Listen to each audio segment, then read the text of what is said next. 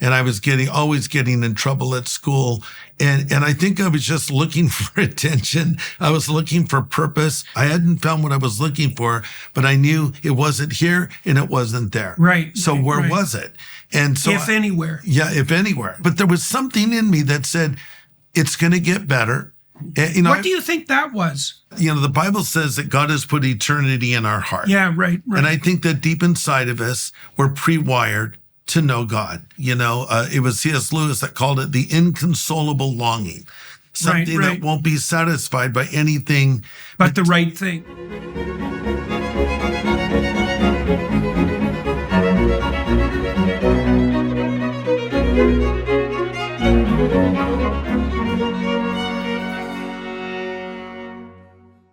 Hello, everybody. I had the opportunity today to sit down with Greg Laurie, and many of you will be familiar with Mr. Laurie as a consequence of the movie Jesus Revolution, which is really the place where he came to, where I came to know about him. And so I reached out to Mr. Laurie to find out more about the underlying story. So he started a ministry as a reluctant convert, let's say, in the hangover decade of the 1970s, ministering to disaffected young people and himself in a manner that had quite a revolutionary impact.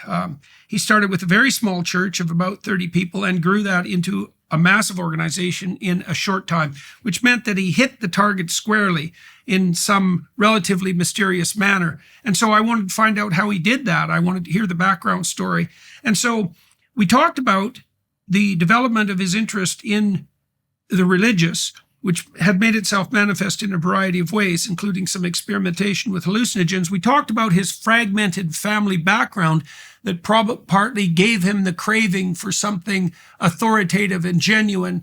We talked about the state of the world of youth in the 1970s after the hedonistic utopianism of the 1960s had collapsed. We talked about the meaning of the story of Abraham, which is an archetypal story of individual development, and the emergence of the spirit of the benevolent father in that story, and the parallels between that and his own life and his own quest and his own ministry. And then we talked about the broader significance of the longing for a grounding meaning that characterized the 1970s and that also characterizes young people, especially young men, but not only young men now. And so we weaved that all together quite successfully. And that's what you're in store for if you participate in this podcast. So I think, Mr. Laurie, I think we'll talk today. Yes, call me Greg. It's good. Greg is good. I think we'll start today with this a discussion of a recent New York Times article. And something's going on in the religious side of the world if the New York Times deigns to report on it. Mm-hmm. They're reporting something that I've been tracking for a couple of years, which is the return of young men to churches, particularly more traditional, not only, but particularly more traditional churches. But I'm wondering, well, first of all, I guess I'm wondering what you think about that. Is this something that you've seen, again, accelerating more recently? And what you think might be accounting for it?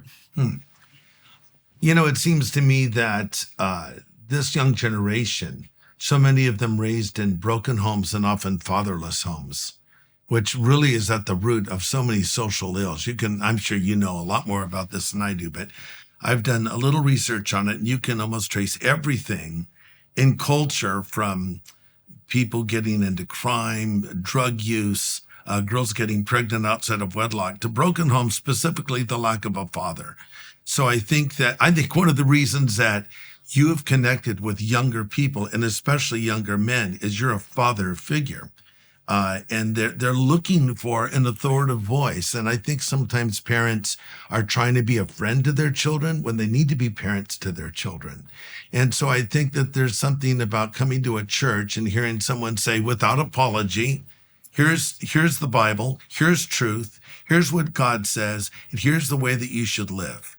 And I think that there's an appeal to that is just lacking in our culture. You know, we've pushed so hard against these values and against these absolutes that there's, a reaction. There's always an action and a reaction. So my generation, the baby boomers, we're the children of the people that came out of World War II, building families, rebuilding America. And so many of us maybe didn't get the affirmation or attention we thought we should get. So maybe we overindulged our children. Then there's a reaction to that. And it just goes on from generation to generation.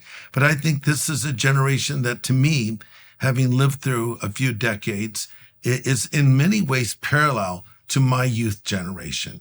I see more of a connection between the late 60s and the early 70s and today than they do in any other decade. I don't see that with the 80s necessarily or the 90s, but today I see young people, they're looking for a cause, they're looking for meaning. I was talking to some Gen Z kids recently.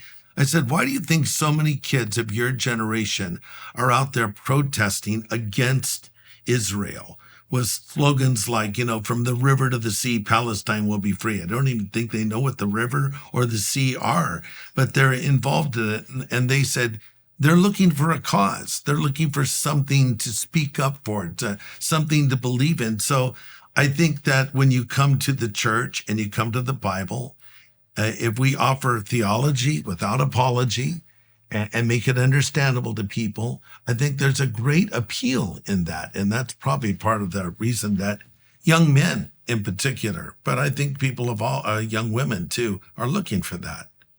So, searching for a cause.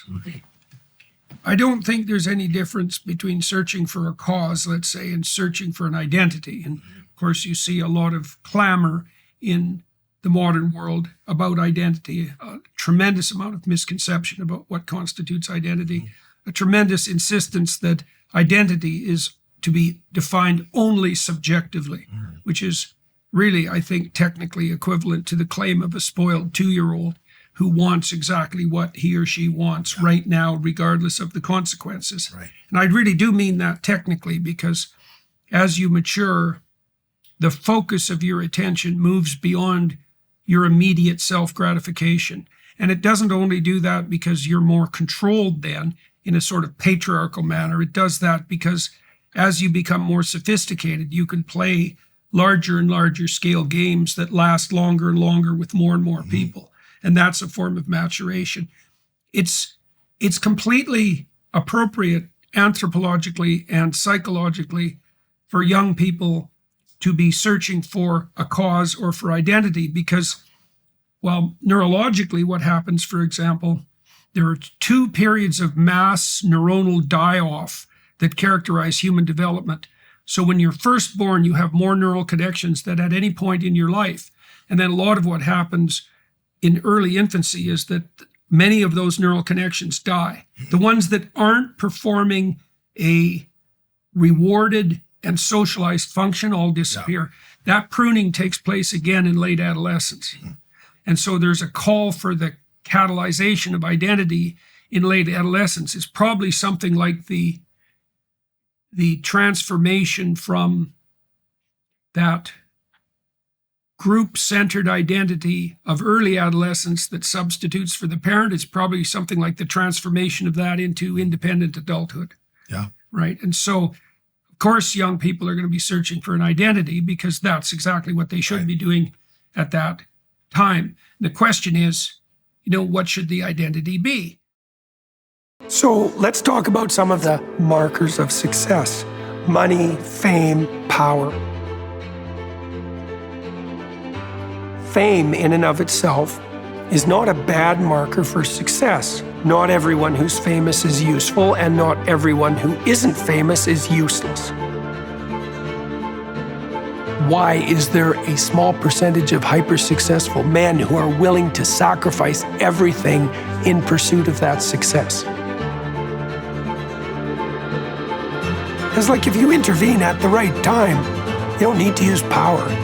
Success is not a place you get to and stay. It also integrates the idea of the journey and the idea of the destination.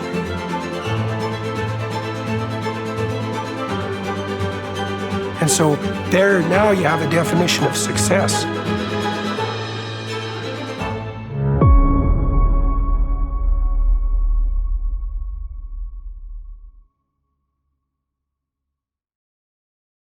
Here's a thought. You tell me what you think about this. So I have this new book coming out called We Who Wrestle with God. And one of the stories that I deal with in that book is the story of Abraham. Yeah. So I want to just delve into that a bit in relationship to identity. And I want you to tell me what you think about this. Okay, so what happens in the Old Testament and the New, this book concentrates mostly on the Old Testament, is that you see dramatic characterizations of God. And the characterizations are, there's a multiplicity of characterizations, and each of them highlight a different aspect or trait. There's an underlying presumption that all of this multiplicity of characterization has a fundamental unity. So it's all the same thing, but you're seeing it from different angles. So whatever the ultimate is very complex. It can't be reduced to a simple unidimensional characterization. So you have to see pictures of it, dramatic pictures. So in Abraham, there's a very specific kind of picture. So first of all, these are all definitions of the highest, let's say. So God comes to Abraham in the guise of the spirit of adventure. Okay, now there's something paternal about that. Right? You could think about the role of a father in a family as if the role of a mother is totalizing acceptance, the role of a father is something like discriminating encouragement. And one encloses and the other thrusts out into the world. Now, both parents can play that role, but one is more typically masculine and one is more typically feminine. So God comes to Abraham as the voice of adventure, and he says to Abraham, you have to leave your comfort. Now, Abraham is wealthy. He has wealthy parents, and so all of his needs are already met. Insofar as needs can be met materially, Abraham's got that covered. Right. It's a very interesting starting place because it implies that whatever the highest has in mind for human beings, it transcends mere satiation. And you could also think of that as a maternal role, to satiate, right? To take care of needs. Okay, but Abraham, he's got all that covered. Yeah. But God shows up nonetheless, and he says, you have to take yourself out of your zone of comfort. Yeah. And you have to leave everything you love, and you have to go into the terrible world. And then he makes him a deal, and this is the covenant. And this is very interesting because the relationship with God is portrayed, particularly in this story, as a contractual arrangement with something like the spirit of the potential future.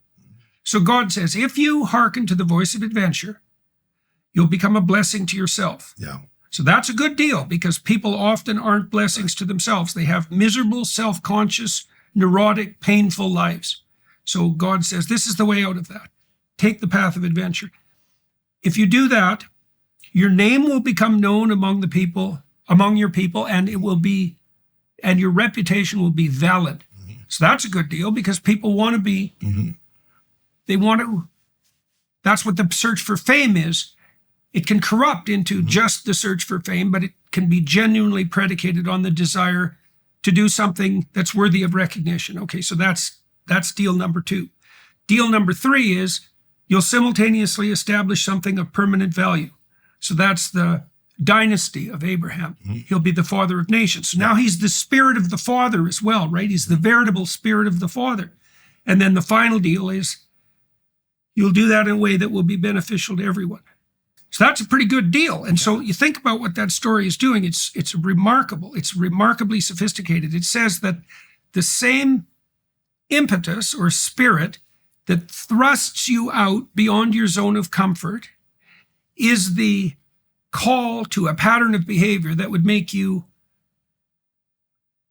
a blessing to yourself, capable of establishing something permanent, capable of generating a name for yourself, and capable of doing all that in a way that's maximally beneficial for the community. Okay, so that's a good deal. That's the covenant. Yeah. Now, I've been thinking about this biologically. So you imagine that psychologists have been wrestling with this idea for quite a while, that there's a very sophisticated motivational system that's operating in human beings that's something like a unifying force. So it's not sex, and it's not thirst, and it's not hunger, and it's not power. It's none of these particular drives, you might say. Yeah. It's a force that integrates all of them and integrates that integration with social integration. And it's an instinct as well. It's the instinct to develop. Now, that's what seems to be highlighted in the Abrahamic story, is to follow that. And so the biblical insistence is that the call of the spirit of adventure, which is a divinely unifying voice, is aligned with the pattern of being that would make you a blessing to yourself, good for everyone else, establish something. Yeah, so, but it makes sense to me, because the alternative hypothesis is that the voice that calls you forward would be antithetical to developing relationships, or antithetical to developing anything permanent, or to living in a manner that would be a benefit to you and others. And that would mean that our deepest instinct to develop would be set at odds with the sociological surround, and that doesn't make any sense at all, right? They have to be integrated. Okay, so one more thing. And we're talking about why this might be particularly attractive to young men at the moment. So one more thing, which is that the ascent of Abraham, once he starts this adventure, so he decides he's going to go along with this, right? He's going to throw himself into it wholeheartedly, right, and pursue it wherever he goes. So that's his adventure. And then what happens is that he undergoes a series of transformations that are upward. Mm-hmm. And with each transformation, there's a sacrifice. That's the rekindling of the covenant. So he has to remember what he's up to. Mm-hmm. But the sacrifice seems to me to be something like the necessity of Abraham abandoning everything that's no longer appropriate as he climbs up Jacob's ladder, right? And he does that so thoroughly and in such a devoted manner that the adventures expand as he moves and become greater, and the demand for sacrifice also becomes greater, right? And it culminates, of course, with the potential sacrifice of Isaac. Yes. And so this is the pattern. And I think it's the patriarchal pattern. So as the biblical stories progress, the prophets that are after Abraham describe God, the Father, as the God of Abraham and Isaac, right? So we know that we're talking about the same spirit. Yeah. And it seems to me that it is the spirit of the encouraging father, and that can be made manifest in any particular father, but it's that spirit as such. Mm-hmm. And it beckons forward, right? Calls out of security, establishes the social contract, establishes the pattern of psychological transformation, and indicates that there are sacrifices at each, what would you say, point of crisis that have to be rectified for the personality transformation to occur. Yes? That seems reasonable to you? Well, yes. I think the thing to start with is just that God spoke to Abraham. He's coming from a completely pagan background, and God establishes a relationship with him. And then he has the tension with his nephew Lot. Yeah. And you can compare the two of them, because it's like Lot was drawn to the bright lights of the big city, if you will, to Sodom. Yeah, he pitches his tent towards Sodom. And progressively goes downhill from there. And Abraham is looking elsewhere. In the New Testament, it says he was looking for a city that had foundations, whose builder and maker is God. So I think there's this longing in Abraham for God. But, him and his wife never have a child, and they finally have Isaac in their old age. And Isaac means laughter. He's the joy of their life. And then the Lord asks for the ultimate sacrifice from Abraham. Take your son, your only son, whom you love, and offer him as a sacrifice to me. And kind of a common misconception, I think, about Isaac in some religious art is you see him portrayed as a young child, when in reality he was probably a young man. And therefore, it wasn't just a father sacrificing a son, but it was a son fully cognizant of what he was being asked to do, willing to sacrifice himself. But the Lord intervenes to the angel, and it was never God's intention for Abraham to sacrifice Isaac, but it became a perfect picture of what would happen later at the cross. Mm-hmm. And I think one of the best summations of it all is the story that Jesus told. We call it the parable of the prodigal son. But, we wonder, what is God like? Is God austere? Is God harsh? Is God distant? Does God have an interest in us? And if Jesus had not suggested this, it might even seem somewhat irreverent. Jesus portrays God as a father who loves his son, who misses his son, and when his son is gone, he longs for his return. Mm-hmm. And not only that, but when the son is a long ways off and comes to his senses and returns, the father runs to him and kisses him. And a better translation would be he smothers him with kisses. So this is an affectionate father. And, you think this is a boy who came from an affluent home. He came from a loving home. But yet he went away. But that's God. Like, what is God like? God is like a father that misses us and longs for fellowship with us.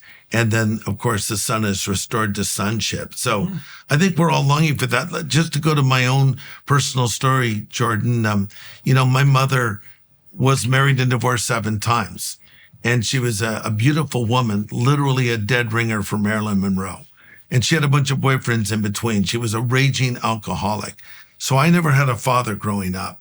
And I was searching for a father myself. And so I saw my mother's lifestyle that was sometimes affluent, primarily alcoholic. She would drink to excess and pass out in a stupor every night. And suddenly I became the parent in the relationship. Even though I was a little boy, I had to make sure my mom didn't die, right? So get her in bed, make sure she eats something, and care for her. But so I can understand young people searching, young men searching. I was searching too, but I didn't know what I was searching for. Mm-hmm. I just knew out there was something better than the life I was living. And so it's almost like my mother engaged in a form of pre-evangelism. She sort of, in her way, showed me the adult world had nothing that I really wanted. And so the answer must be somewhere else. But unfortunately, the whole drug culture was happening, and I bought into the lie of turn on, tune in, drop out, along with a lot of other young people. And I quickly— Timothy Leary. Yeah, Timothy Leary, exactly. And I quickly found that wasn't true. And I tried, I smoked a lot of weed. I did those things every day and I saved that for weekends. And I had a couple bad trips, and I thought, this is not the direction I want my life to go. And, and I lived for a time with my grandparents, and they had a portrait of Jesus on their wall. And I would often look at it as a young boy and think, I wish I could have known Jesus. It's too bad he was merely a historical figure. And somehow I made a connection on my high school campus when there were these kids that were very outspoken for their faith, that were talking about Jesus. We called them Jesus freaks, not meant as a compliment. And I thought they were all crazy. How old are you? Now? Yeah. I'm 72. So you were born in 1952. 52, right. Yeah. So you were 18 in 1970. Yes. Right. Okay. Just trying to place you with regard to the hippie movement. So right. You were 17 in 1970. Yeah. And that was the year that I saw these Christians on my high school campus that would sit around at lunchtime and sing songs about God. And I just looked at them and thought, they're all crazy. And then I tried a thought on for size. What if it's true? And I quickly dismissed it as impossible. It couldn't be true, because I'd become very cynical because of my upbringing. I've been so disillusioned by the adult world. But then I tried that thought on again. What if it's true? It's interesting, we've become so comfortable with the illusion of privacy online. Many people think using incognito mode keeps their browsing private, but here's the reality. Your internet service provider, mobile carrier, and even your network administrator can still see every website you visit. That's why I use ExpressVPN. Think of it as creating a secure tunnel for your online activity. What impresses me most about ExpressVPN is how they've managed to combine sophisticated security with remarkable simplicity. One click and you're protected across all your devices, your phones, your laptops, tablets, everything. That's why they're consistently rated #1 by tech experts at CNET and The Verge. Right now, you can take advantage of ExpressVPN's Black Friday/Cyber Monday offer to get the absolute best VPN deal you'll find all year. Use the link expressvpn.com/Jordan to get an extra 4 months with the 12-month plan or 6 extra months with the 24-month plan totally free. That's expressvpn.com/Jordan to get an extra 4 months or even 6 months of ExpressVPN for free. And there was a guy speaking that it's in the movie, the Jesus Revolution movie, that it's shown in the film. Jonathan Rumi, who plays Jesus in The Chosen, plays the role of Lonnie Frisbee, this evangelist who had long hair and a beard, who was speaking that day. And he made one statement that got my attention. He said, Jesus said, "You're for me or against me." So I looked at all these Jesus freaks and I thought, well, I'm not one of them. Does that mean I'm against Jesus? I thought, well, I don't want to be against Jesus. I believe he's out there. I've seen all of his movies. What I know of him, I have a respect. But then I realized, but I'm not a believer in this sense. Could this happen for me? And I ended up praying. And that was the day that my life changed. And so coming back to fathers again, my mom had been married and divorced so many times. I had a full-time ministry trying to evangelize my former father, so-called.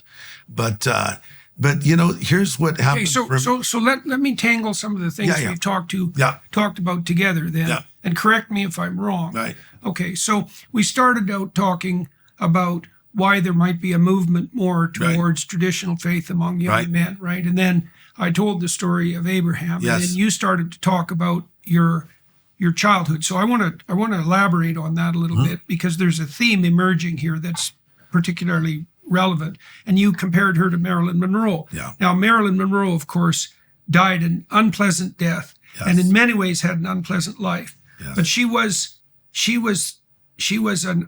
definitely an archetypal figure. Yes. Right. And so I want to delve into that a little bit. Now, if your mother was comparable to Marilyn Monroe, then she had a tremendous sensual cachet. Yeah. Right. And that is an immense power. And Marilyn Monroe could wield that better than anyone in the last century, let's say, that we know of. She said she could turn that on and off. I heard an interview with her, and she said she could walk down the street as, was Norma Ray? Was that her? Norma Jean. Norma Jean. And no one would pay any attention to her. Yeah. She could walk down the street as Marilyn Monroe, and then she was just magnetic. And so she had learned how to turn that on and off. So there's a tremendous sexual power there. Yeah. But Marilyn Monroe and your mother both got caught up in the shadow side of that. And I think the shadow side of that is the fact that sexuality, like any primordial motivational state, is very short-term and hedonistic in its orientation. And that means that if it's the ruler, then things are going to devolve very badly. It doesn't have a long-term vision. And so it's pursuing its short-term ends, and that's anything that only pursues short-term ends isn't going to survive in the medium to the long run. It has to be integrated in something that's broader. Now, you as a child, again, correct me if I'm wrong because I'm going on very slim evidence here, you as a child saw the power of that and also the dark side of it. Yeah. So the power of it was the fact that your mother was capable of attracting men and pursuing sequential relationships. Like, she had that ability, but the downside was, well, the alcoholism that's often, and drug use that's often associated with hedonism, and the fact that she was abandoned and alone. Yeah. Right. So those are terrible dark sides. Now, you could imagine that in you, because this has to happen, there's going to be the emergence of a deep longing for the corrective to that. Right. So then you might ask, well, what's the corrective to hedonistic sensuality? And it is something like ordered patriarchy. So let me give you an example of that, a reverse example. So I wrote this paper with Jonathan Pageau on the imagery of the scarlet beast in the Babylon. Wow. So the scarlet beast is a multi-headed monster that's blood-colored, and it represents the degenerate patriarchal state. So when God dies, so to speak, and that unity disappears, the state turns into a multiplicity, and the heads war with one another, and that's like bloodshed. And so there's the scarlet beast, the degenerate masculinity. Okay, on the back of that is degenerate femininity. And the message seems to be that when the masculine state deteriorates, the feminine state deteriorates. It's exactly what you'd Right. expect, unless you propose that one sex could go astray without the other going astray. Yeah. That's not going to happen. Yeah. When the state degenerates, feminine sexuality commoditizes. That's a good way of thinking about it, right? And then you get the tension between the two. And in that story, the scarlet beast ends up killing the whore. So the state, the degenerate state, will offer hedonistic gratification as an attractant, but in the final analysis will demolish all of that, right? Which is, married religious couples have the most sex, which is like one of the funniest statistics ever, as far as I'm concerned. It's like unbridled hedonism destroys sex itself. That's another way of thinking about it, right? So that's, okay, so in you, obviously, and to some degree you were a child of your times, in you is going to emerge a longing for whatever would rectify whatever you saw your mother go through right now. So you could imagine that would manifest itself as a desire for the presence of something paternal, but underneath that, there would be a religious longing as well, which would be something like a longing for the spirit of the benevolent patriarchal. Okay, so now you're watching these kids, the Jesus freaks, and you're having ambivalence about that. Okay, what's the basis of the ambivalence? What is it about what they're doing? Because this kind of strikes to the heart of the atheistic conundrum too. There can be something, the enemies of Christ in the Gospels, the primary enemies are the Pharisees, right? They're religious pretenders. Yes. Right. So that's a very interesting thing. Right. So you're watching the Jesus freaks, and you said that wasn't a laudatory term, and you're wrestling with their attractiveness. On the one hand, you think there's something to it. On the other hand, you find, what is it that you weren't happy about that you were seeing? Do you think? What was it that was pushing you away? Well, I think it's just that they seem fanatical. They seem extreme, and it seemed too obvious. Like, are you kidding me? Are you telling me that after my search into all these things, thinking maybe it's in astrology, maybe it's in Eastern religion, maybe it's in drugs, maybe it's in this or it's in that it's literally Jesus Christ, that portrait hanging on my grandmother's wall? Like, I never even considered that is what I was looking for, or I should rephrase it, that's who I was looking for. But and there it was in plain sight. And so it was, I thought it can't be this simple. So and that seemed too absurd in a way. Well, yes, but then there was something, some of these kids, I knew them, I grew up with them, I partied with them, and I saw they were changed. So I couldn't dismiss them as all being crazy people because I knew them before and I saw transformation had happened in their life. But so I prayed a prayer and I said, God, if you're real, you need to make yourself real to me because I'm full of cynicism, I'm full of doubt. How old were you at this time? I was 17. Okay. Yeah, but I felt like I was older because I had to grow up faster. And so I think my life experiences were not the typical 17-year-old, but well, especially for that time, because at that time, where'd you grow up? I grew up in California, Newport Beach, Okay, so Orange things County. would have been a little more fragmented there than in many places, but most people at that time would have come from intact families. Did you have any male figures in your life that helped you orient yourself along that axis? No, Okay, not really. Not until later. Well, there was one person, Oscar Laurie. So my mom almost looks like she kept marrying the same guy. They were kind of, you might call them barflies. They're the guys that have just a few too many of their buttons on their shirt undone. And they're hanging out in the bar. And so she kept marrying like the same guy in sense. And then she met this guy from New Jersey. He was an attorney. He was intelligent. He was educated. He was very conservative, and I don't know what my mother saw in him. He was so different, but he literally took an interest in me. He adopted me. He gave me his last name and treated me as a father should treat a son. So one day you had a taste of that. Yeah, so he was that one bright spot, and then there's a neat connecting story where I was able to reconnect later with him and in a sense return the favor a little bit. But so when I came out of school one day in New Jersey, where we were living at the time, the car was packed up with all of our luggage. And I said, where are we going? My mom said, we're going to Hawaii. I said, Well, where's Dad? She said, he's not coming. And I didn't see him for the rest of my childhood.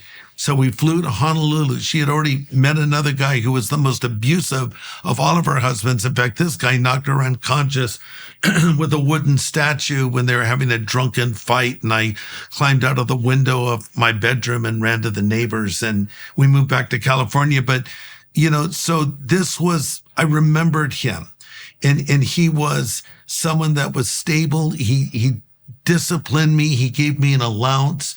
One time I stole something from a store and he took me down to the jail and introduced me to the prisoners, trying to keep me away from a life of crime.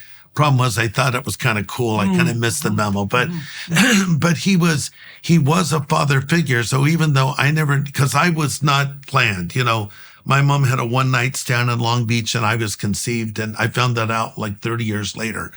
But because he treated me as a father should treat a son, I've always thought of him and spoken of him as my dad. So here's the cool thing.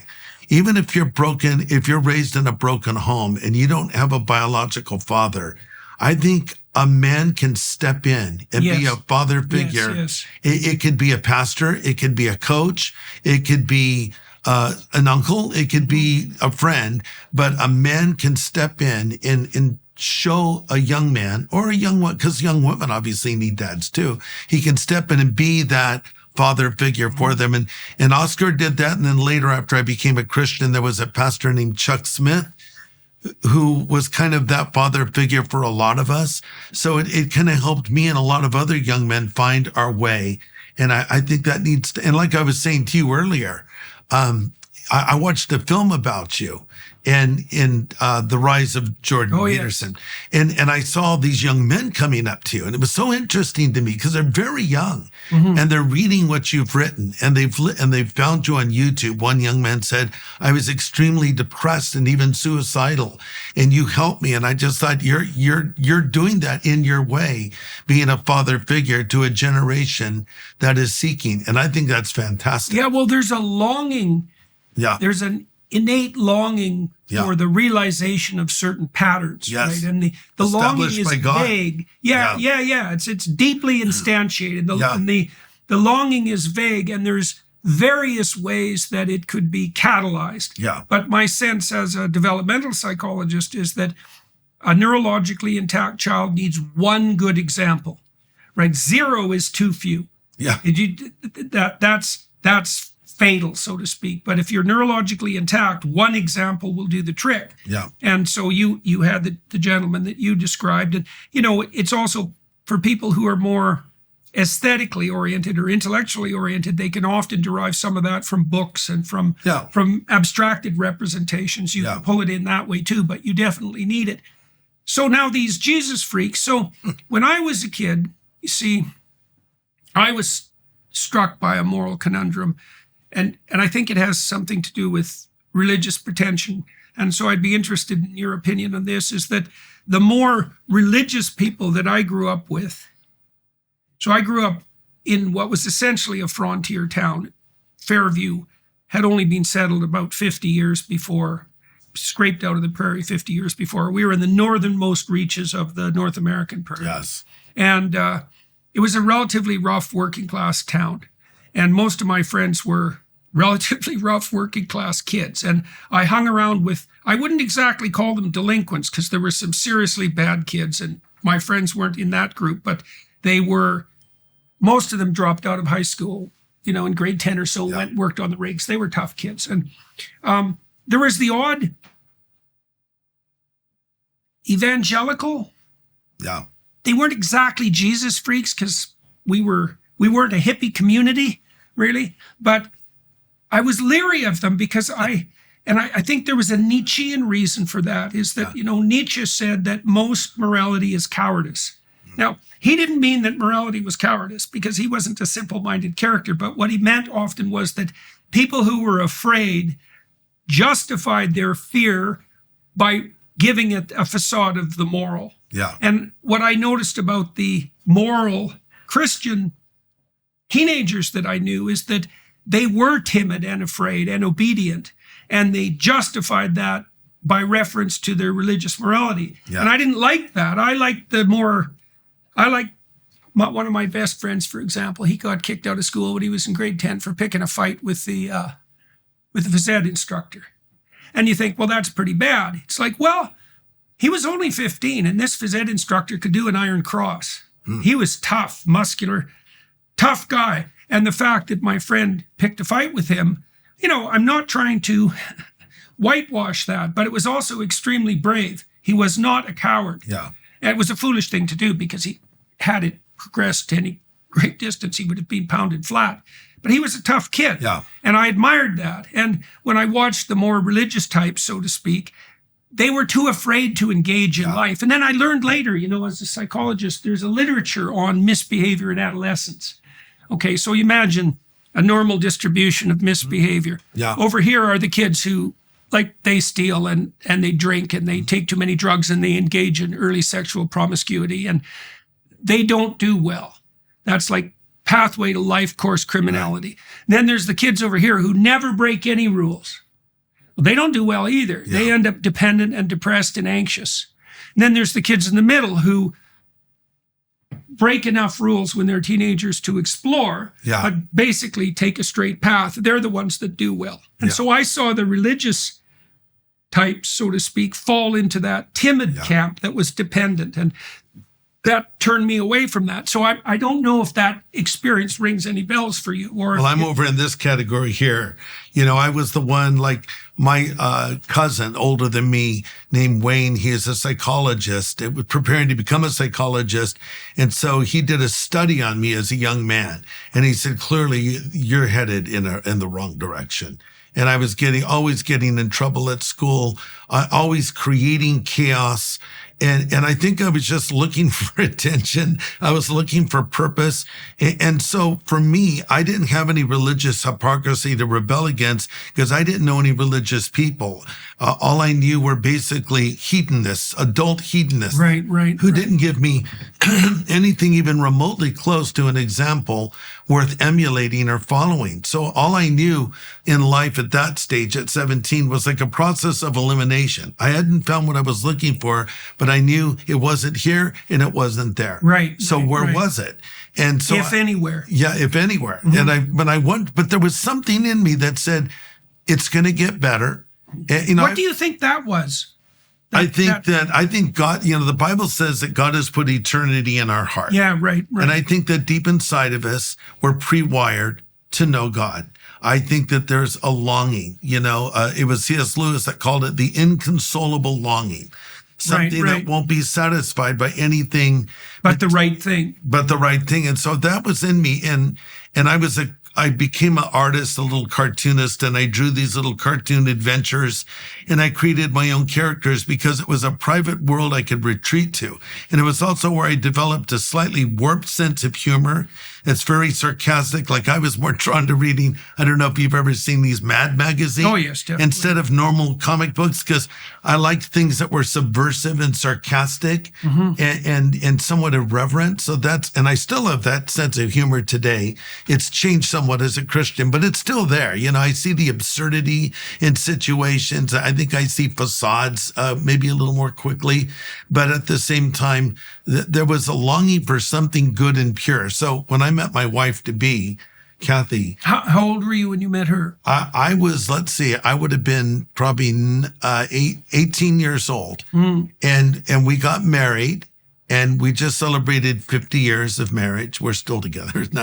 We're still celebrating, but she's here in the room with us. Yeah. But so, to be able to come from a home where my mom was married and divorced 7 times with a bunch of boyfriends in between, with a life that was on the wrong trajectory, going the wrong way, and then to have everything changed, that can't be explained to me. Okay, now you said, so 2 things I want to delve into. So I was curious, you were watching the Jesus I've never been to see a psychologist or a psychiatrist, but I feel this is my first time, and you're helping. Well, it's very interesting to see how themes develop and to see what they imply, right? And it is. I mean, you also revealed something that's quite remarkable just in the last thing that you said, because you came from a broken home, but you've had a marriage that lasted 50 years, right? So one of the things that foolishly psychologically minded people assume is that the past determines the future. Yes. And the thing is that like many people who don't drink had alcoholic fathers. Yes. Now, many people who drink also had alcoholic fathers. But the reality of the matter is that there's a variety of lessons that you can learn from any teaching trial. Yeah. And if you're bullied, you can learn to bully, but you can also learn to never bully. True. And one of the things that you apparently learned, both to desire and to enact, from the example of your mother was a counterexample, because you've had a 50-year relationship, was also something that you wanted. Right. And so there was part of you that was searching for stability and purpose, and part of you that actually believed that that was possible as well, which is also interesting because it begs the question why you would even think that was possible. When we think about wildly successful businesses, we often focus on their great products, cool branding, and brilliant marketing. But there's an unsung hero in their success stories, the business behind the business that makes selling simple. For millions of entrepreneurs, that business is Shopify. Shopify is home to the #1 checkout on the planet. And here's the not-so-secret secret. With Shop Pay, they boost conversions up to 50%. That means fewer abandoned carts and more completed sales. Our marketing team uses Shopify every day to sell our merchandise, and we love how easy it is to add more items, ship products, and track conversions. In today's market, growth-minded businesses need a commerce solution that's just as flexible and dynamic as they are. Whether your customers are browsing your website, scrolling through social media, or wandering into your store, Shopify ensures you're ready to sell. Ready to elevate your business? Upgrade your business today and get the same checkout Daily Wire uses. Sign up for your $1 per month trial period at shopify.com/JBP, all lowercase. Go to shopify.com/JBP today to upgrade your selling. That's shopify.com/JBP. Okay, so now back to the Jesus freaks. Now, you were watching them as a relatively young teenager, and you thought there was maybe something there. Yeah. And so you got curious about that, but you were also skeptical, and you said something about praying, and that was something that changed your life. So can you relate that? Okay, here's what it came down to.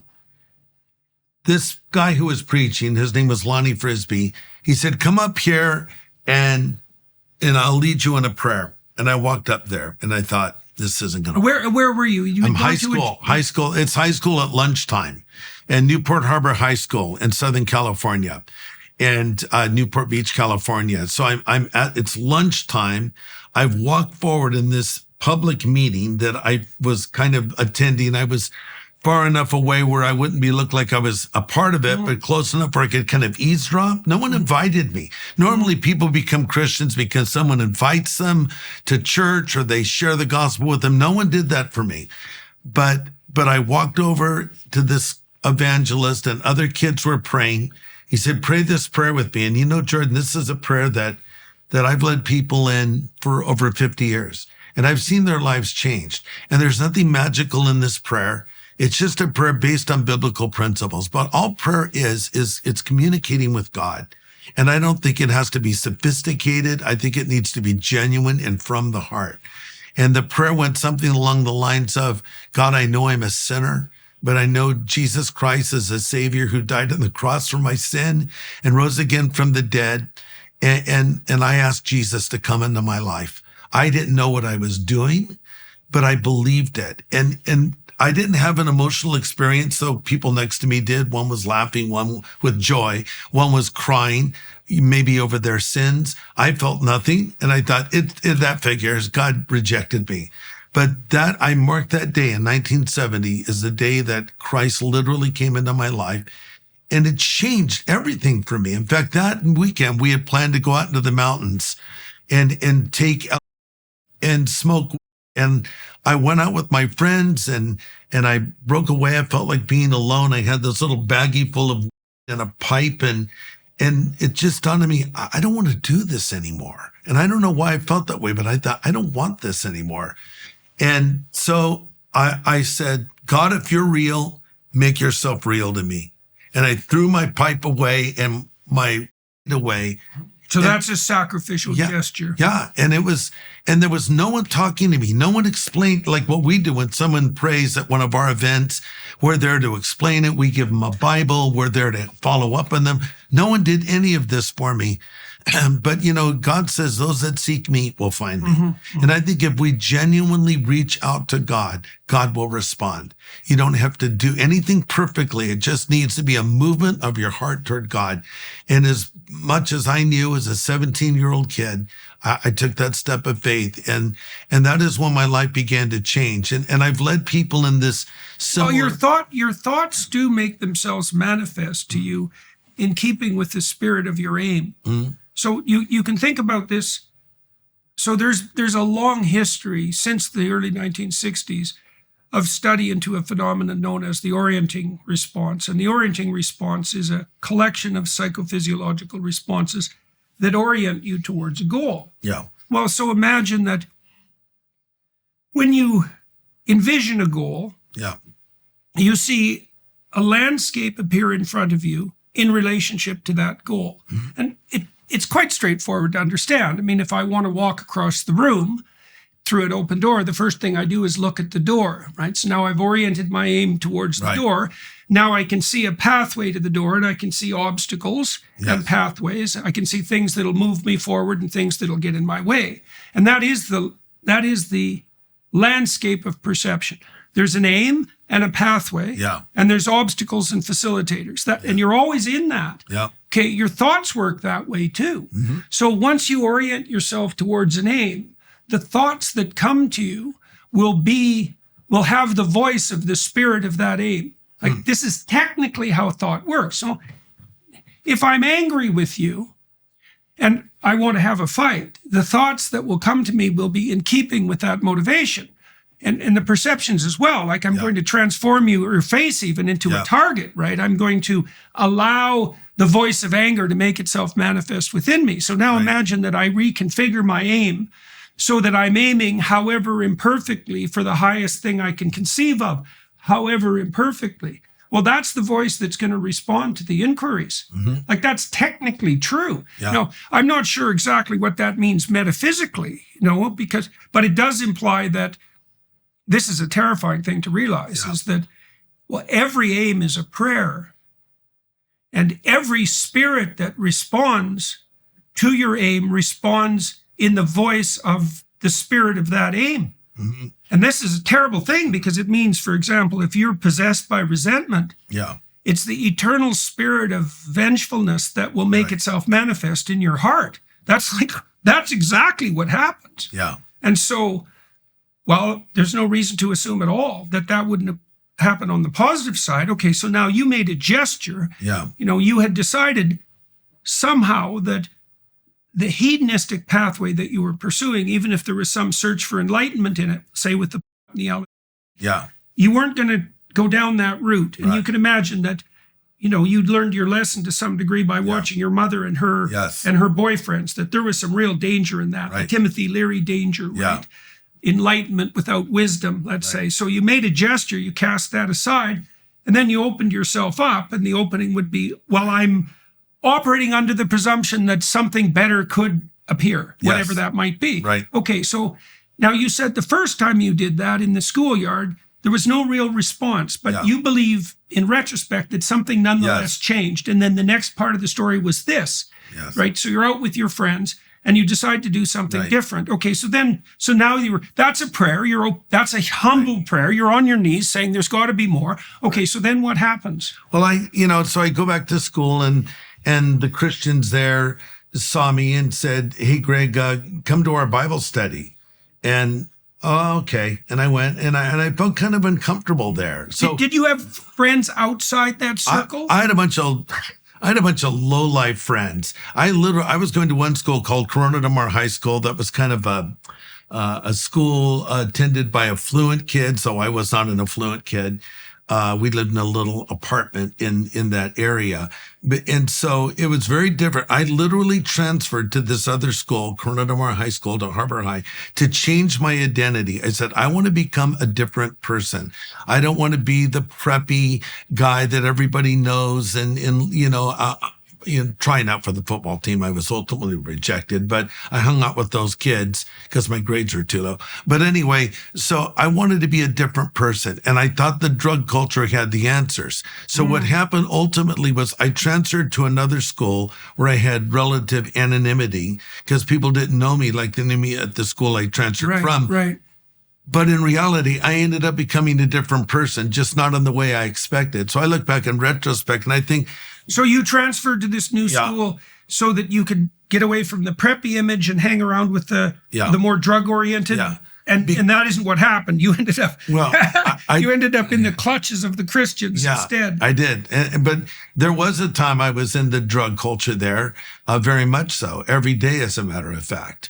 But then when this transformation happened, so here's an illustration. So I'm walking across the campus and one of these Christians says, "Hey, Greg, here's a Bible." And they gave me a Bible. And I'm like, wow, I'm not going to carry this Bible around. So I shoved it in the pocket of my coat. And I went over to my friend's house, which was a stone's throw from our high school, because we would literally get high there every day at lunchtime. So I walked over there. I hadn't seen them since I'd prayed this prayer with these Christians. So I looked around and thought, I'm not going to walk in with the Bible. So I took the Bible and put it in the hedge in front of my friend's house. And I walked in. And they said, "Hey, Laurie, where you been?" I said, "Nowhere." "Hey, we're going to get high. You want to get high?" I said, "No, I don't want to." "Really?" They're kind of looking at me, "What's wrong with you? Like, what have you been doing?" I said, "Nothing." I wasn't going to talk about this. Suddenly, my mom walks in, holding my Bible. I'm thinking, what is this woman? Check her bushes when she comes in her house? And then the thing that struck me, says, "Who does this belong to?" I thought, lady, kids are doing drugs in your house and you're concerned about a Bible in the bushes? She holds it up. "Who does this belong to?" It's so funny. Every eye in the room went to the Bible and they looked at me. They knew there was a connection. And I said, that's mine. And one of my friends said, "You're reading the Bible?" I said, "Yeah." And they said, "Oh, are we going to be nice little Christians now and follow Jesus?" I said, "No, maybe I'll hit you in the mouth." I don't know. I hadn't read. That's a good response. I hadn't read 1 Corinthians 13 or anything at that point. So, and so they all started mocking me. So it kind of helped me because I thought, these are not good people. And I don't need to hang around these people anymore. They made it easy to make a break with that crowd. So I thought, I'm going to give the Christians another try. And I went back to their meetings and ended up at this church that was in the middle of a spiritual awakening called Calvary Chapel, packed out with people of all ages. And then Chuck Smith, who I mentioned earlier, this older man who is the pastor, opened up the Bible, and suddenly this book came alive to me. And suddenly I found truth. I never had any absolute truth in my life. I was just looking for something. I remember we're in school, and Ray Bradbury, the well-known author, came and spoke, and we thought, he's going to give us truth. We were just looking for someone to give us some truth, and he didn't have anything for us. And all of a sudden, I find that truth I've been looking for in the Bible. And so then you can't keep me away from the place. So I was like a sponge wanting to make up for lost time and just absorbing these things. And then my life was changing. And it wasn't long after that I started talking to people about this, because I wanted to talk to people that were like I used to be, cynical, closed off. And I wanted to say, if God could change someone like me, he can change you too. And fast forward 50 years, I'm effectively still doing the same thing.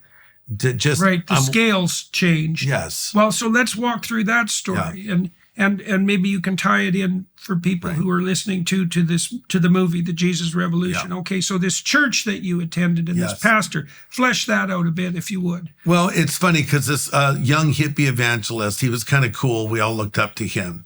And so that was Frisbee. That was Lonnie Frisbee. That's hilarious that his name was Frisbee. I don't know when you were a kid, but all the stoners when I was a kid, they all played Frisbee. Yeah, definitely. Right.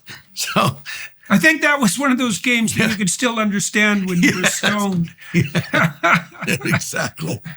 So we kind of came for Lonnie, but this older man walks out. I had a problem with older figures, authority figures, because all of the adults in my life I didn't respect. And then I was always being sent to the principal's office for misbehaving in class. So I just had a chip on my shoulder for all adults. Like, there's nothing you can tell me. There was a lot of the claim that's popped up among young women and young men I think I'll concentrate on young women for a moment, is that, the patriarchy is nothing but authoritarian power. That is what you think if you've never had a good relationship with anybody in a position of authority, And so if you're, a lot of young women who are trapped in progressive hell are trapped there, not least because they've never had a good relationship with anyone male, not a brother, not a father, not a friend. Yeah. So all they see is, and then it's a worse conundrum too, because imagine that you regard the opposite sex as a power mad enemy. Yeah. Well, then the ones that are better at that are going to be more frightening. Yeah. So what you want is, if someone's your enemy, you want them to be weak. Right. Right. Okay. So these young women who are confused like this are in a terrible conundrum, because if they ever meet a competent man, but their history, tilts them towards interpreting any manifestation of competence as power, they're going to be anti-competence because they're going to assume that that's nothing but a manifestation of power. Yeah. So then they're in an absolutely brutal position, because nobody who's competent, they're going to be maximally distrustful of anyone who's competent. Yeah. Are fear, worry, and anxiety robbing you of peace? In today's troubling world, it's easy to let these feelings take over your minds and hearts. Pastor Greg Laurie's book, God's Answer to Fear, Worry, and Anxiety, was written to help you find peace and confidence through proven biblical principles. In this valuable book, pastor and evangelist Greg Laurie shares practical insights from the Bible that address the root cause of fear and anxiety. Whether you're struggling with uncertainty, stress, or just the everyday pressures of life, this book is a timely resource to help you overcome. God's Answer to Fear, Worry, and Anxiety is available as a free download at harvest.org/Jordan. That's harvest.org/Jordan. This offer is only available for a limited time, so be sure to download your copy of God's Answer to Fear, Worry, and Anxiety by Greg Laurie today. Okay, so you're kind of in the same situation because all the people of authority, so to speak, in your life had, you just saw the hedonistic and exploitative side of that. Right. Right. Well, you could also imagine that even your misbehavior, such as it was, that's at a limit. Right. That's a limit testing approach, because what you're kind of hoping for is that, you'll push and you'll hit a wall that actually is there. Right. Right. And not one that's arbitrary, not one that's just based on power, but one that comes along and says, no, that's actually enough. Enough of that, not least because it's not good for you. Right. And the way people search for that isn't merely by asking. They search for that by misbehaving and watching what happens. That's limit testing. Yeah. It has to happen that way. Well, actually, to illustrate that, during my mother's wild adventures, I lived with my grandparents for a time. She sent me to military school on 2 separate occasions, where I lived on campus. We were cadets. We wore our little uniforms. We had barracks. We had a house mother. And it's funny, I hated it, but I flourished there because there were, if you mess up, you get discipline. And we're talking corporal discipline. Mm-hmm. They had something notoriously known as the cheese paddle, which was a large paddle with holes drilled in it. And they'd swat you with that thing. And suddenly I went from delinquent kid to honor roll and good grades. And so when I was pulled out of military school and went back to public school and realized how much I could get away with, I returned to my old ways again. So it shows when absolutes were in my life, I would respond. I needed that. But this is different, though, because that was a very strong authoritarian thing. But I think in many ways it was actually kind of good for me at the time. Well, the thing, the more disagreeable a child is, so and that be associated with that tendency to limit test. Yeah. The higher the walls have to be to hem them in. And there's advantages and disadvantages to that. I mean, the disadvantage is if you're a disagreeable kid and you're let run wild, you're kind of like an attack dog that isn't trained. And that's just not good. But an attack dog that is trained, that's a really useful dog, right? Yeah. But it takes some real work to socialize. The more aggressive a child is, the harder it is to socialize them. Yeah. But if you can socialize them, they're hyper useful. Yes. Right. So it's a high risk, high return strategy. Okay, so you went to this church and you were first attracted and the other kids around you by Frisbee, who was kind of charismatic and young. Yeah. And there was an older gentleman. Yeah. This is also all laid out in the movie, right? In Jesus' Revelation. Yeah. Kelsey Grammer plays Chuck Smith in the film. And I think Chuck came out on one service and I looked at him and, an adult. I don't want to listen to an adult, it's going to be boring. And he opened the Bible up and he began to speak in such an understandable way. So he's like a father, but a benevolent father, but strong. And so he was someone, I'd never met anyone like this before. Well, apart from Oscar Laurie, who adopted me. And so this was what I needed, a father figure to help me and to be a model for me. And sometimes it's not just in theology, it's just in the practical things of life. You know, he was kind of a salt of the earth guy, hardworking guy. Like for him, a day off was actually building things. So he was like a classic dad. I think they call them trad dads now, you know, but kind of like, wow, this is what I've never seen this before. How interesting, you know? And so. Wow, that's a terrible conundrum to be in too, because you'd be longing for that. And also the distrust would build in proportion to the longing. Yeah. You know, you see people who are really hurt sometimes. It's a terrible thing to watch, because what they'll do when they meet someone, they're hoping they could trust them. Yeah. They're so afraid of opening themselves up to betrayal one more time that they'll ramp up the misbehavior. And some of them, these are the borderline types, some of them will ramp up the misbehavior past the point where anyone can tolerate it. Yeah. And then they get rejected. Yeah. And then they think, oh, well, that's what I expected. Right. But they get in this terrible loop so that they misbehave so badly that it's beyond the ken of anyone human to tolerate it. Yeah, then they're in a permanent betrayal trap. Right. Oh, it's really bad. But you still had enough residual trust, apparently, so that you could allow this connection to occur. Well, maybe you had that guy that was your your father. Maybe because there was one bright spot there. So looping back to him again. So I got married and I'm a young pastor. I've started my own church now that grew out of a little Bible study of young people. I never intended on becoming a pastor. I kind of thought I might be called to be an evangelist and travel around and speak to people, but a little Bible study was developing. So this was in that church to begin with? No, this is another church about 45 minutes away in a community called Riverside that I went and established this little Bible study. I'm remembering pieces of the movie now as you tell the story. Right. So you established your own. How old were you when that happened? I was 21. Right. So well, young by today's standards. Yeah. There were battle commanders who were 21 not so long ago. That's true. So, yeah. Okay, so you established your own church, and what sort of people came to begin with? Young, very young. So we were all young kids, and I had no intention of starting a church. You know, today we have what we call startup churches. They pop up all over the place, not unusual to see. Back in 1973 or 4, you didn't really see startup churches. They were traditional churches that had been there for a long time, and then the pastor would die or retire and someone new would come. Right. But you didn't see, we're starting a brand new church. And especially a church of young people, and especially a bunch of hippie kids, you could quickly dismiss it as almost cultic.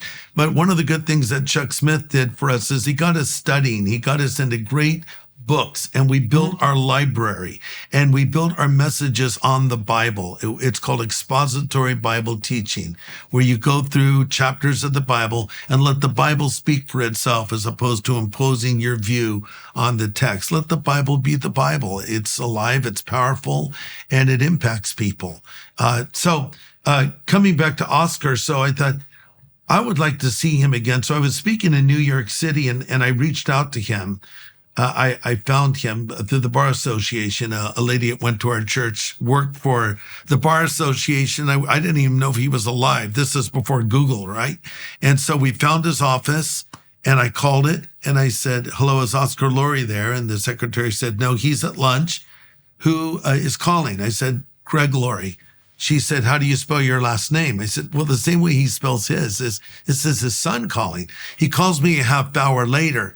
He says, Greg, it's so good to hear from you. And I said, Dad, I'm going to be in New York. I don't know if I called him Dad at that point, because that maybe was a bridge too far at that moment. I just said, I'm going to be in New York City. I'm going to be speaking. Maybe we could have lunch, because he'd remarried, had a new family. And I didn't want to interrupt his life. And he said, no, Greg, come and spend the weekend with us. We want to see you. So I went there with my wife. Well, that's a good thing to have happen. Right. So I went with my wife and our oldest son, Christopher. So the first night we caught up, and I told him what happened to me in my life. And he said, I tried to get custody of you, but even though your mother was living this crazy life, she fought me. and would not let me get custody, because I would have lived a very different life if I lived with him.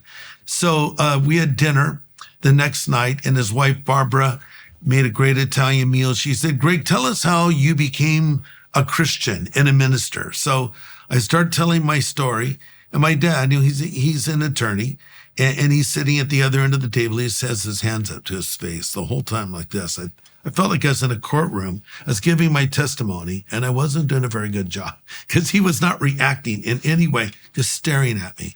And this isn't going well. Barbara's very emotional, reacting. This is wonderful. And so after the meal was over, he said, Greg, would you walk with me in the morning? He had to walk every morning. One thing I left out, he was older. He blacked out behind the wheel of his car and almost died. He was having heart issues. So he said, Greg, I'd like you to walk with me. So the next morning, he knocked on the door of my bedroom. It's 3:00 California time, 6:00 East Coast time. And we start walking. And he said, I listened very carefully to what you said last night. I said, right. And I'm calling him Dad at this point. Mm-hmm. Yes. And he said, I would like to accept Jesus Christ into my life right now. And I said, well, Dad, let me go over that one more time. And I explained it again. He goes, I want to do that right now. I said, well, he says, what do I need to do? I said, well, we need to pray. And he drops to his knees. We're in a park at this point. Now, I wasn't going to get on my knees, but he's down there on his knees. So I get down on my knees with him. And I put my hand on his shoulder and I lead him in that prayer I was talking about, similar to the prayer that I prayed. And he said, Greg, pray for my heart. Pray God heals my heart. Okay, let's pray. So we prayed for his heart. And he gets up and he was so excited. And he said, Greg, I want to go to my doctor's office and I want to have him do a check on my heart. I believe God has healed me. I said, well, I don't know if God's healed you, and so we go to his doctor's office later and he's a nice Jewish gentleman. And my dad introduces me. He says, this is my son from California. He's a preacher and I just accepted Jesus into my life. And I'm thinking, oy vey, this is like, his doctor's going to think this is crazy. And so they ran tests on my dad and his heart condition was gone and he lived 15 more years. So I lived in California. I left and I got him a Bible and I came back, maybe 3 weeks later, and I started saying something from the scripture. He'd read the entire Bible already because he was always reading. Read the whole Bible. He's quoting it back to me. His life was radically changed. And so, it was really a great thing for me to be able to. Right. That's a nice completion for that story. It was to go back and, the Bible says that God can bring beauty out of ashes, right? So, and we've had to deal with this because another story, but our oldest son, Christopher, died in an automobile accident 16 years ago. So we've dealt with severe pain and suffering, but we've seen how even in tragedy, God can still do amazing things. And, we're all dealt a hand in life, so to speak. We don't determine what that hand will be, but we have everything to say about how we will react to it, what we'll do with it. We can harbor bitterness and anger. We can also choose to forgive. So I was able to do this for him. And I felt, when I said return the favor, I felt like I was able to say, thank you for being a dad for me when I didn't have one. And now let me introduce you to your Heavenly Father, coming back to your original theme of fathers and the importance of fathers. And so that was a beautiful. That's what happens in the Pinocchio story. Attention men who still believe in the American dream. In a world gone mad, the Precision 5 from Jeremy's Razors stands as a beacon of sanity. 5 blades of superior engineering offer a shave as unshakable as your faith that the nation's best days still lie ahead. Experience an exceptionally smooth, remarkably close shave and a testament to the fact that merit still matters. Stop giving your money to woke corporations that hate you. Get Jeremy's Razors Precision 5 instead. Available now at jeremy'srazors.com, walmart.com, and Amazon Prime. Why would Geppetto, the puppet turns into a boy. And the next thing you know, he sends him off to school. Yeah. It's like, maybe you want to nurture him a little, teach him. Well, he'd give him a foundation, right? Because he was a maker and he was a builder of things. Yeah. right? Like the gentleman who started the church, Smith, Yes. you said when he was on break, he'd just like to build things. Yeah. And so that kind of takes up the Christ as carpenter motif. Yes. And so Geppetto is a craftsman, Yes. but he's also a craftsman who serves the adventurous spirit in children because he makes children's toys. Right. And he makes this boy as well as he can. Right. And the next thing to do, that sacrifices him to the world. It's an echo. Never thought of it that way. It's exactly it. And, we can return to that. Now I Isaac story. understand. Well, the thing is that God is the voice that calls Abraham to sacrifice Yes. himself to the world. He says, leave your comfort and have the terrible adventure of your life, right? But then that's echoed with the son. And you might say, well, why would God call upon you to do that?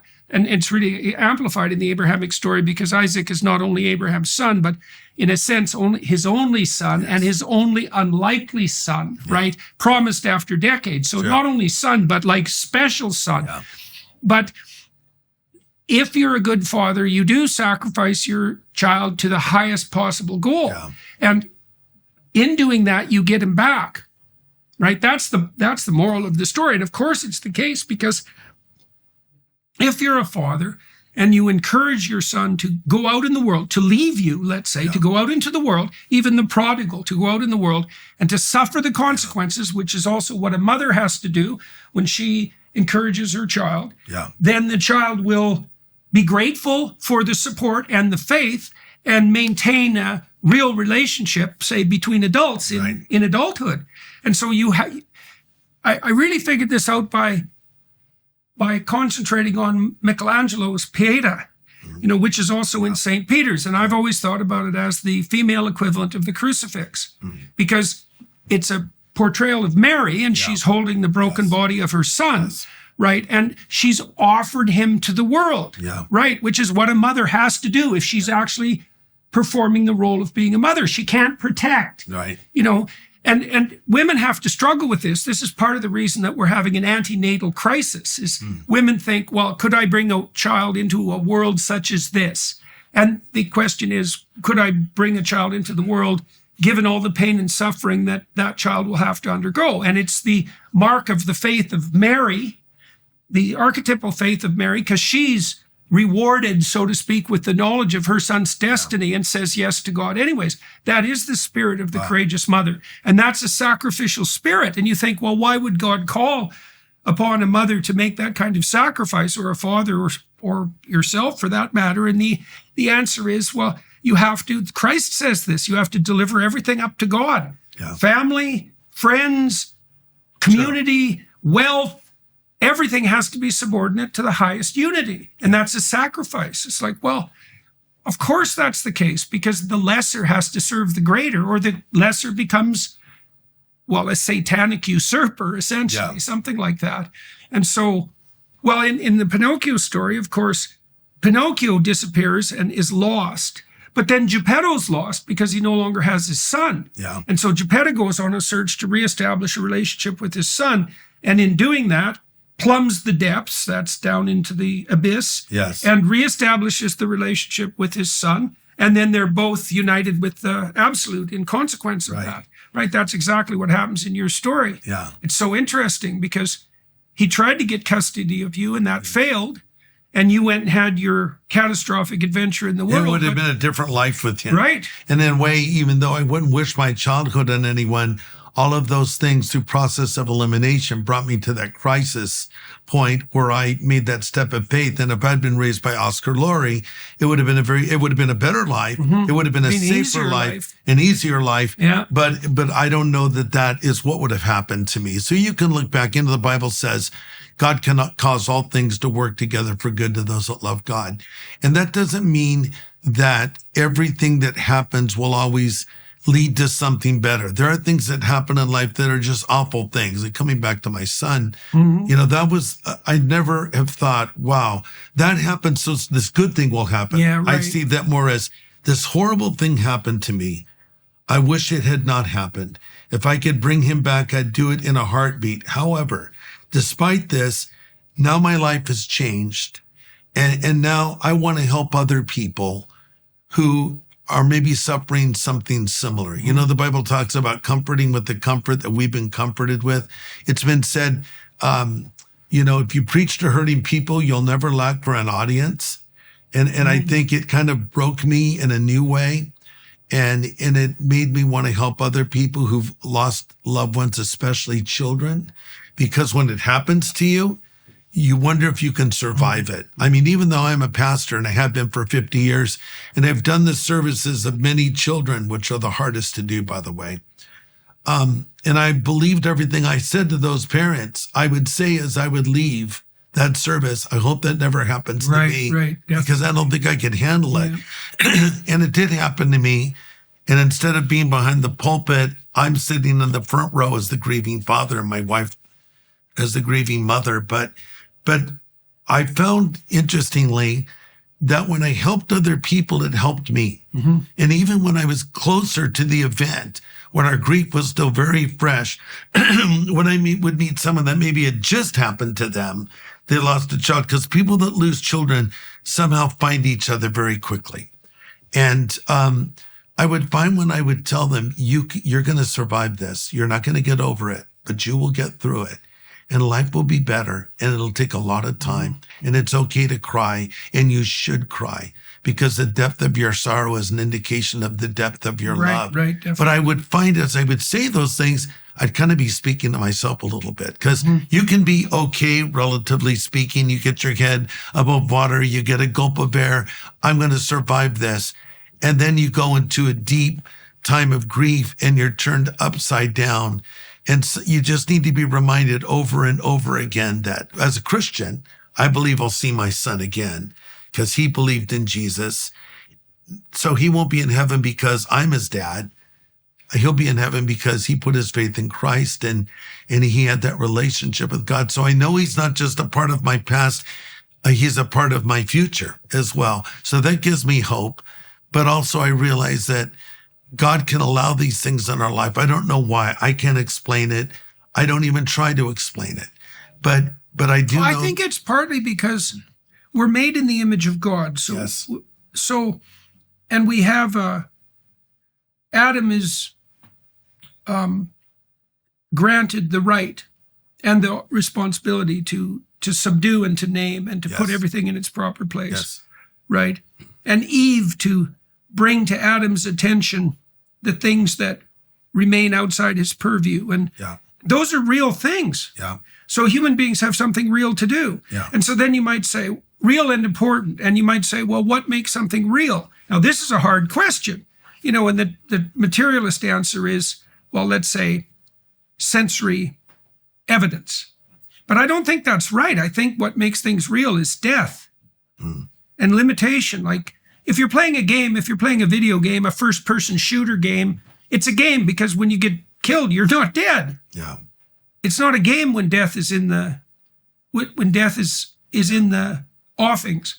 Yeah. And what we're doing as human beings is real. Yeah. And the price we pay for reality, it looks to me like the price we pay for reality is death. Yeah. And it's real. Yeah. And so that's going to have these consequences. And I think, you highlighted the most, at least arguably the most painful of those consequences. People think there's nothing worse than death. I think, well, you have a limited imagination, first of all, because there are many things worse than death. And one of the things that might well be worse than death is the death of a child. Yes. I think it's a very rare parent who wouldn't happily substitute themselves in a contest of death with their child, if in a heartbeat even. And so now, why does God demand that price of reality? I think it has something to do with the fact that we do actually have something important to do. We're supposed to be establishing the kingdom of heaven of God on earth. And that's hard, like actually hard. And the eternal enemies of that are sin and death. Yes. And those are real. And fighting them is real. And when you're in a real battle, there's real death and there's real evil. And that's brutal, but that's the price of reality. Now, then the question is, well, under what conditions is that price worth paying? And I think that's what the biblical stories actually attempt to explicate. The offering to Abraham, it isn't a life of ease. It's not a life of comfort, and it's not a life of hedonistic gratification. It's something like a life of adventure. Yeah. And I would also say there's probably no adventure without death. Yes. You know, if you think about the movies that people watch, people will go watch secret agent movies and superhero movies. Yeah. The secret agent movies in some ways work better because the person is mortal, and the depth of their commitment is measured by their willingness to put their life on the line. Yeah. So I don't know, it looks to me like this is a very weird thing, but it looks to me like without death, there's no reality. Yeah. And then you might say, well, that's a price not worth paying. It's like, that's an understandable argument, especially that's the sort of thing you ask yourself when a child dies. But then you think you said something also that bears on that. Well, you said the depth of your grief is proportionate to the magnitude of your love. Yes. And so you might say, well, how could God constitute a world made such that a child could die? And then you think, well, if you have a child and the child dies and you grieve, the grief is an indication of the magnitude of the loss. And so the fact that you grieve, that's a testament to the value of the life, even though it was truncated. Yes. So your grief is the proof of the value of the life. Right. And so what that means, as far as I can tell, is that grief itself is the justification of life in the face of death. But then there's the afterlife. And I believe in the afterlife. And I believe in heaven. And I believe in it more than I've ever believed. I've always been a student of heaven as a Christian, and the Bible speaks so much of heaven. But when my son went to be there, I wanted to know more about it.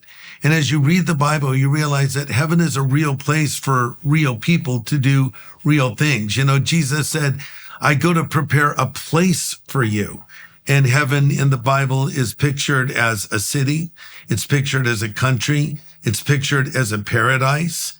The Bible tells us we'll eat in heaven. We'll be reunited with loved ones in heaven. We'll be active. And then one day heaven comes to earth in what we call the millennium. Heaven and earth become one. So I believe very strongly in that. Now, can I prove it? Well, what do you think that means? So let's delve in. That's such a hard topic. Let's delve into that a little bit. Yeah. So Christ tells his followers to be perfect like his Father in heaven is perfect. Yes. And there's continuous injunctions in the Gospels to bring about the kingdom of heaven on earth. Yeah. That's central to the Lord's Prayer. And there's an idea that lurks in the opening chapters of Genesis about the reestablishment of the eternal Eden. And so it looks like there's an insistence that the goal of the true religious striver is to establish paradise on earth, something like that. And I mean, that can take some vicious utopian spins that are very counterproductive, but that's the underlying idea. Now, I don't know how to reconcile that with the idea of, so that's heaven. That's the heaven that people are striving to bring about when they aim upward properly and walk up Jacob's ladder. And I don't know how to reconcile that with notions of the afterlife with regard to death. We have the strange insistence on the part of Christianity, too, that Christ defeated death and evil, in spite of the evidence that death and evil continue in this world unabated. And so that there's a paradox there. Like, how do you reconcile in your own mind the insistence that part of the Christian moral pattern is to perfect the world and to raise the material up to the heavenly with the notion of the afterlife and immortality? I know that's a terrible question, but I'd like to know your thoughts on it. Well, I think coming back to the statement of Jesus, be perfect as your Father in heaven is perfect. Bottom line, nobody can be perfect. We fall short. So the point of that to me is we sin against God. Now, some of us sin more than others, but we all sin. We had a little Halloween event at our church, and we had one of those, the bell where you hit the thing with the hammer. And so I've hit that and hit the bell in the past. So I got it out and I hit it and I got so close, but I never got it. I think I spent a half hour trying to ring that bell and I fell short. So God has set perfection. That's the standard for humanity.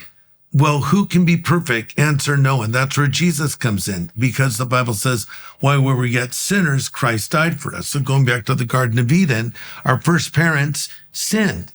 And because they ate of the forbidden fruit, which, by the way, the Bible never says was an apple. I don't know where the apple came from. But, it was something that was very attractive. If you ate of it, it would give you this supernatural wisdom, knowing good and evil. Supposedly, that's what the lie was. They ate of the fruit, and sin came into the world. So if Adam and Eve had not eaten of the forbidden fruit, we wouldn't die. Mm-hmm. If they had not eaten of the forbidden fruit, we wouldn't age and get sick. If they hadn't eaten of the forbidden fruit, I'd probably have hair right now, right? So these are the effects of aging. But here's the thing, is that the earth, life on earth is not everything. This is the before life, then there's the afterlife. C.S. Lewis, what did he call it? He had a phrase for it that he used often in his writings about Shadowlands. That's right, Shadowlands. So the idea of Lewis was that what we're seeing now at its very best, take the greatest moment of your life with your friends, having a meal, enjoying life together, maybe a beautiful sunset. It's a shadow of greater things to come. It's not like earth is the real thing and heaven is the imitation. It's actually, according to the Bible, the other way around. Heaven is the real thing. See, going back to Abraham, he was looking for a city that had foundations, whose builder and maker was God. He was looking for something he never found in all of his journeys. And I think it was a longing for the afterlife. And we all have that longing. And one day when we get to heaven, I think we'll see that the greatest experiences of earth were only a shadow of greater things to come. So I believe very firmly in a real heaven, where I'll do real things and I'll be reunited with my son. And it's clear that when you have those great experiences, that yes. they're, first of all, the fact that we can have a category that's great experiences indicates that there's some commonality between those experiences, right? The peak moments of your life when you're at the apex, right? It's all the same symbolic language. And that obviously is emblematic of something that unites all of those episodes, yes. right? And you could call that heavenly, and you could think about it as an echo of a place. I mean, I still don't understand the relationship between that. And I think that's all true, by the way. And I mean, I've seen too that Jacob's ladder, like God is the ineffable pinnacle of this endless upward spiral that's Jacob's ladder. And he's ineffable in part because maybe you have an ideal and you take 10 steps toward it and now you're near it, but then you see that the true ideal is yet farther than that. And so you reconstruct your vision of the ideal and you progress towards that. And then when you get there, you see that that's only a shadow of the true ideal. And I don't think there's any bottom to the abyss, so to speak, on the malevolent side. I don't think there's any pinnacle to upward.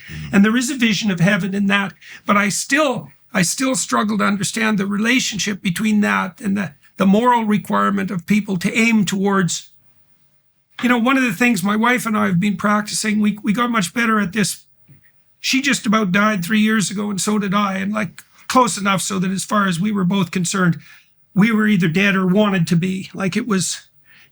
And for a very long time. And anyways, that didn't happen. And so we were pretty happy about the fact that each other were around before that, but much happier afterwards. And we've really never forgotten that, even moment to moment. And one of the things that we've decided to practice is to notice when we're interacting with one another in a manner that's optimal. And it's interesting because I've known her since she was 8. Wow. So we were childhood friends and we were good friends. And I can remember what she was like when she was a little kid, and she was an excellent little kid, and she was very popular and very much fun to be around. And I can see in her that spirit coming back to life, very frequently. And so one of the things we've learned to do is to notice when that's happening, right? And first of all, to notice, second, to appreciate it, but then to see if we could practice extending the amount of time that we're in that state. Yeah. And you can get much better at that if you practice, just like you get better at everything that you practice. And that is something I used to counsel my clients as well to do this, is if they were depressed, is, to monitor their mood and then to see times when they were less depressed. Because even someone who's even quite depressed still varies. So you say, well, sometimes you're going to be on the brink of suicide, but other times you're going to forget that you're depressed. You got to see what you're doing when things are better. And then you have to start doing those things more. Right. So you can practice that. And so you can take these little visions of paradise that you get in life and you can expand them with practice. And then I think as you do that, inside that window, then another window opens up, or another door. That's the door you knock on, right? Another door opens, and then you can expand that. And I don't think that is a paradisal vision. I don't think there is any end to that. But I still don't understand the relationship that between that, even theologically, and the idea of life after death. I can see that it means life eternal, because what happens in those moments of transcendence is that you do get a sense of the value of life that's eternal, right? So you're living in eternity. But as I said, I still don't understand the relationship between that and post-death existence. And I haven't found anything biblically that's helped me clarify that. Still a mystery to me. It has something to do with heaven descending and the material world ascending and some vision of the ultimate unity of those things, but I can't make any more heads or tails of it than that. How did that become clearer to you, say, in the aftermath of your son's death? Well, that's one of the biggest questions of all. You know, what happens after we die? You hear of these near-death experiences, and they're hard to quantify because how can we know, really what happens? But we hear certain similarities that people say, I went up and I looked down and I saw my family grieving over me. So I prefer to go to a reliable source, which is the Bible. And there actually is a story in the Bible of a man who died and came back to life again. I'm not talking about Christ. That's obvious. But it was the Apostle Paul. And, he was beaten many times. And on one occasion, he was stoned. And left for dead. They thought he had died. And so Paul in the book of Corinthians writes about being caught up into the third heaven. He says, I knew a man in Christ, whether he was in the body or out of the body, I'm not sure, but such a one was caught into the third heaven, and he heard things he can't describe. It's interesting because people write entire books about their experiences in heaven, but the Apostle Paul, who actually had this happen, didn't write a book, but he did write a little bit of a chapter on it. But he says it was paradise. So the word paradise is translated like the royal garden of a king. So I don't know if we would have even a parallel to this today, but if you go to some of these incredible British estates where these gardens go on endlessly, maybe that gives us a sense of what he was talking about. But he just used the word paradise. And that's the same word that Jesus used when he hung on the cross and the thief said, probably guilty of a worse crime than stealing, but the criminal next to him said, Lord, remember me when you come into your kingdom. And Jesus said, truly, truly, I say to you, today you will be with me in paradise. Same word. So Paul went there and he came back. And then after that, he said, I have a desire to depart and be with Christ, which is far better. So I think ever since that moment in his life, he had a homesickness for heaven. So coming back to my son, I can't explain it, but I would say this. When he went there, I feel like a part of me went there too. And your first inclination is communication. And I understand why people are so desperate to communicate with their loved ones. But according to scripture, we can't communicate with them and they can't communicate with us. David lost his son. He said, I will go to him, but he won't come to me. So I think that is something that's futile. But after my son died, I had his phone number with a recording still attached to it that he had made. And I would call it over and over and over just to hear his voice. I've been doing that with my mother because she died in May and my father like 2 weeks ago. Wow, and I'm sorry. So I can still phone home and have her voice. Yeah. So there's a longing for communication. And so it really just kind of opened up something in my heart where I thought, wow, okay, I'm 72 now, how much longer am I going to live? I don't know, but I'm not afraid to die because I know that I too will go into God's presence. In the book of Luke, there's a story of a man who died. He's called a beggar. And he went into Abraham's bosom, coming back to Abraham, and he was carried by the angels. So I believe when my son left this world for the next world in that tragic automobile accident, that he was taken by angels into God's presence. And I believe that I will go there too. And I will. Why do you believe that? Well, it's just faith. It's faith. I mean, how can I explain it? It's faith that's in my heart, but the Bible says faith is the substance of things hoped for. It's the evidence of things not seen. I believe this firmly. Now, I have indications of why my faith is worth having because I've seen the change that's happened in my life over the years. I've seen the change that's happened in in other lives. So that's sort of like a down payment on greater things to come. God said, listen, you follow me and here's what I'll do for you. I'll forgive you of your sin. I'll give you a peace that passes human understanding. I'll give you meaning and purpose in your life. I will guide your steps. Okay, God made a lot of promises. I put those promises to the test, including the worst thing of all, to lose a child. And I've seen how God came through for me. And, and so, because if he didn't come through for me after my son died, I would have given up preaching for sure. Why carry on? But he did come through for me. How? And he came through for me because I've seen what's happened to other people.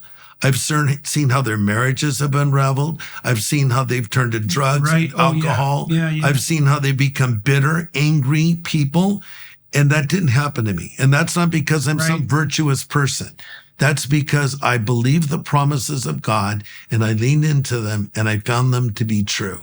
And I continue to find them to be true. And there's no human explanation for getting through something as awful as that apart from faith. Faith is, you say these things, but when you have to walk across the bridge for real, it's different. It's not theory now. This is like in Job, after all of his suffering. Yeah, I was thinking of Job when you said that. Yeah, he said, I heard this with my ears, but now I've seen it for myself, so it's one thing when you believe something, but then you put it to the test and you find it's absolutely true. Therefore, if all of these things that have been done in my life up to this point have been true, which they have been, therefore I accept God's promise of the afterlife and I accept what God says about heaven, and there'll be no more pain and no more suffering, and questions will be answered. And so I get little glimpses of heaven in the great moments of life, which I appreciate. And I think you tend to treasure those things more because it seems like the great moments of life are the in-between moments that we take for granted. We're always waiting for the big event, Christmas or this or that or this trip. But a lot of times it's the little things in between. You treasure those. But then I know I'm going to have new memories to create with him in the future, and I'll be in God's presence. And so and I want to tell other people that, because ultimately when everything's said and done, what's more important than the afterlife, and what's more important than where we spend it? And according to the Bible, I believe there's a literal heaven, a literal hell. And I believe we choose in this life where we will spend the afterlife. And the reason I'm going to go to heaven is not because I've lived a good life, because I've failed in many ways, but because Christ laid his life down for me on the cross, coming back to Abraham. I mean, what a picture. The son was willing to go and be sacrificed by the father. He knew what was going on. Hey, Dad, where's the sacrifice? My son, God will provide for himself a sacrifice. But Isaac made that sacrifice too. The son, Jesus, made that sacrifice for us because he knew there was no other way that we could reach God, no other way we could satisfy the righteous demands of God. So heaven isn't for good people, as it's often said. Heaven is for forgiven people. That's how I see it. That's a good place to stop. I think what we'll do on the Daily Wire side, as all of you watching, many of you watching and listening know, I follow up these conversations with an additional half an hour for Daily Wire subscribers. I think what we'll do is I'd like to walk through the growth of your movement. Okay. I'm interested in it. Maybe we can draw. So one of the things I've written about in this new book is that Abraham is the archetypal individual. And so the Abrahamic pattern is the pattern of the adventure of the individual. Moses is the pattern of the leader. Abraham is the individual. And it's an expansive pattern of adventure, right? That really never ends. Well, it ends with death in Abraham's case. But, your life expanded as you followed the golden thread. And I'd like to lay out some of the practicalities of that. So I think that's what we'll do on the Daily Wire side.